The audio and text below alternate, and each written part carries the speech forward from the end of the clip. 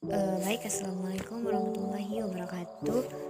Perkenalkan, saya Selila Putri Bima dengan NIM 201401010104 dari Prodi Pendidikan Agama Islam Fakultas Tarbiyah dan Keguruan UIN Imam Bonjol Padang. Nah, di sini saya akan menjelaskan mengenai materi mata pelajaran Al-Quran Hadis kelas 10 MA semester 1. Oke teman-teman, untuk saat sekarang ini dimana saya akan masuk pada bab pertama yang mana mengenai dengan judul Al-Quran Pedoman Hidupku. Untuk yang pertama yaitu definisi Al-Quran. Jadi untuk definisi Al-Quran ini terbagi atas dua, dimana yaitu yang pertama definisi Al-Quran secara etimologi dan definisi Al-Quran secara terminologi. Untuk yang pertama, definisi Al-Quran secara etimologi ini, di mana kata Al-Quran itu berasal dari bahasa Arab, yaitu bentuk kata benda atau masdar dari kata kerja qara'a yaqra'u Qur'ana, yang mana artinya itu adalah bacaan atau sesuatu yang dibaca secara berulang-ulang. Di mana terdapat beberapa pendapat menurut ulama mengenai definisi Al-Quran ini secara etimologi. Yang pertama ada menurut pendapat dari Al-Lihyani yang mengatakan bahwa Al-Quran adalah bentuk masdar dari kata kerja atau fi'il, yaitu qara'a yang artinya membaca dengan perubahan bentuk kata atau tasrif qara'a yaqra'u Qur'ana. Dari tasrif tersebut, kata Qur'ana artinya bacaan yang bermakna isim maf'ul, artinya yang dibaca. Yang B yaitu menurut pendapat Al-Asy'ari yang mengatakan bahwa kata Al-Quran itu berasal dari lafaz qarana yang berarti menggabungkan sesuatu dengan yang lain. Yang ketiga ada dari pendapat Az-Zujaj yang mana mengatakan bahwasanya Al-Quran itu adalah kata sifat dari Al-Qur'an yang artinya sewazan atau seimbang dengan kata fu'lanun yang artinya ijma'u yang artinya kumpulan. Untuk poin yang kedua yaitu definisi Al-Quran secara terminologi, ada beberapa pendapat. Salah satunya yang A, yang pertama adalah menurut Muhammad Ali As-Sabuni yang mengatakan bahwasannya Al-Quran itu adalah firman Allah Subhanahu wa taala yang tiada tandingannya, di mana diturunkan kepada Nabi Muhammad SAW, penutup para nabi dan rasul dengan perantara malaikat Jibril alaihissalam, ditulis pada mushaf-mushaf, kemudian disampaikan kepada kita secara mutawatir. Membaca dan mempelajarinya Al-Quran itu merupakan ibadah, dan Al-Quran dimulai dengan surah Al-Fatihah serta ditutup dengan surah An-Nas.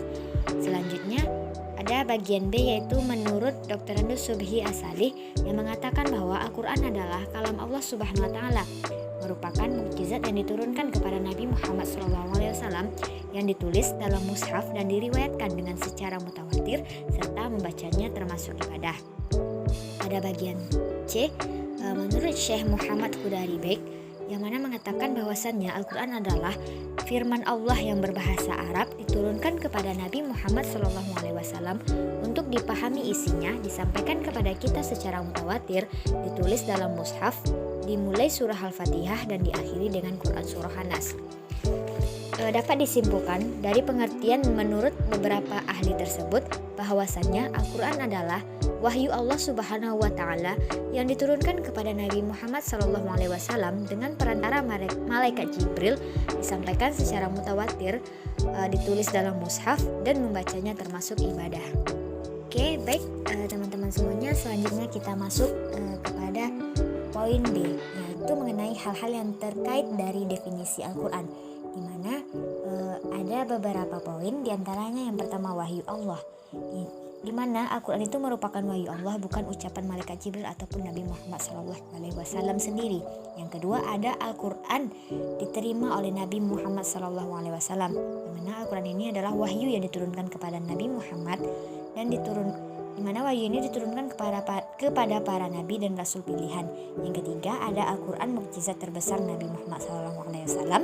Yang keempat, Al-Quran disampaikan dengan perantara malaikat Jibril. Yang kelima, Al-Quran tertulis dalam lembar-lembaran. Yang keenam, yaitu Al-Quran diturunkan secara mutawatir. Dengan adanya hal-hal tersebut, kita masuk kepada poin selanjutnya yaitu bagian C mengenai keistimewaan dari Al-Quran. Yang pertama ada bahwasannya Al-Quran itu memuat ringkasan dari ajaran-ajaran ketuhanan yang pernah dimuat kitab-kitab suci sebelumnya.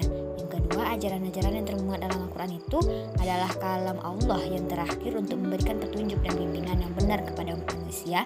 Yang ketiga, gaya bahasanya yang indah. Yang keempat, membacanya adalah ibadah yang dinilai dengan pahala. Yang kelima, ajaran di dalamnya itu berlaku untuk semua umat manusia.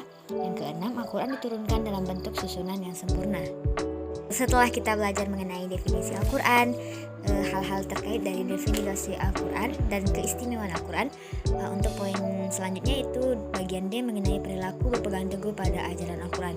Di antaranya yang pertama adalah melaksanakan ibadah kepada Allah Subhanahu wa taala, yang kedua berbudi pekerti yang luhur, yang ketiga bergaul dengan baik di dalam masyarakat, dan yang keempat yaitu adalah meyakini pokok-pokok keimanan atau akidah dalam Islam. Baiklah teman-teman, mungkin hanya sekian penjelasan mengenai materi kita pada hari ini, yaitu mengenai Al-Quran itu pedoman hidupku. Semoga dapat bisa dipahami kurang lebih. Wassalamualaikum warahmatullahi wabarakatuh.